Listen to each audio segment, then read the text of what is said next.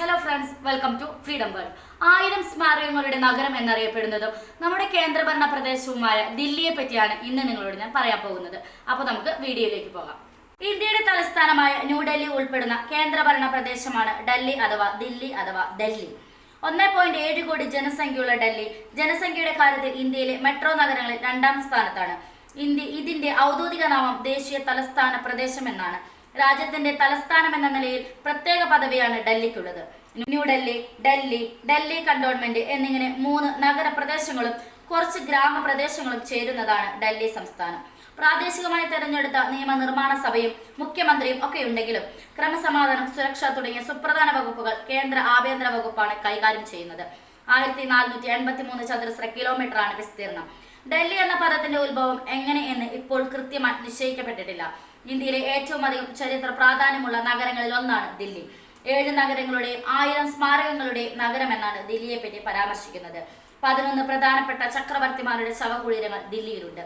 ഇന്ത്യയിലെ മറ്റു പ്രദേശങ്ങളിൽ ഒട്ടാകെ നോക്കിയാലും ഇത്തരത്തിലുള്ള 4 മാത്രമേ ഉള്ളൂ. തലസ്ഥാന നഗരമായി പറയപ്പെടുന്നത് ന്യൂഡൽഹി ആണെങ്കിലും അത് സാധാരണ ജനങ്ങളെ സംബന്ധിച്ചിടത്തോളം ന്യൂഡൽഹിയും പുരാതന ദില്ലി ഉൾപ്പെടുന്ന ഡൽഹി മുനിസിപ്പൽ കോർപ്പറേഷനും ഡൽഹി കണ്ടോൺമെന്റും ചേർന്നുള്ള നഗരപ്രദേശങ്ങളും കൂടിയതാണ്. ഇത് ഡൽഹി നഗരസമൂഹം എന്നറിയപ്പെടുന്നു.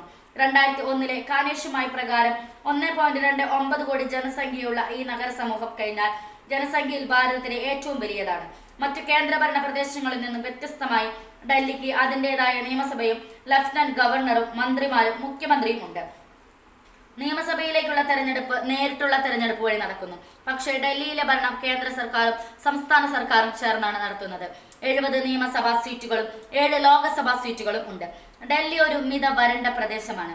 ഇവിടുത്തെ കാലാവസ്ഥയിൽ ഏറ്റവും കൂടുതൽ വേനൽക്കാലമാണ്. ഡൽഹിയിൽ ഇന്ത്യയുടെ വിവിധ പ്രദേശങ്ങളിൽ നിന്നുള്ള ആളുകൾ ജോലി നേടിയും അല്ലാതെയും താമസിക്കുന്നു.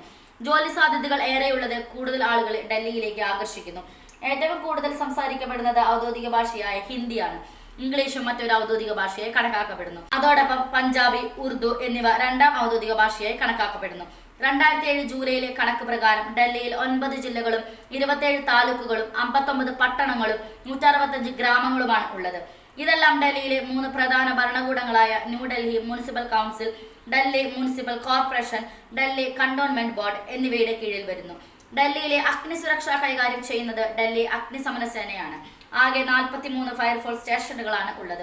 ഓരോ വർഷം 15,000-ലധികം പ്രശ്നങ്ങൾ ഈ സേന കൈകാര്യം ചെയ്യുന്നു എന്നാണ് കണക്ക്. കടുത്ത വേനൽക്കാലത്ത് തീ സംബന്ധമായ പ്രശ്നങ്ങൾ കൂടുതൽ കാണപ്പെടുന്നു.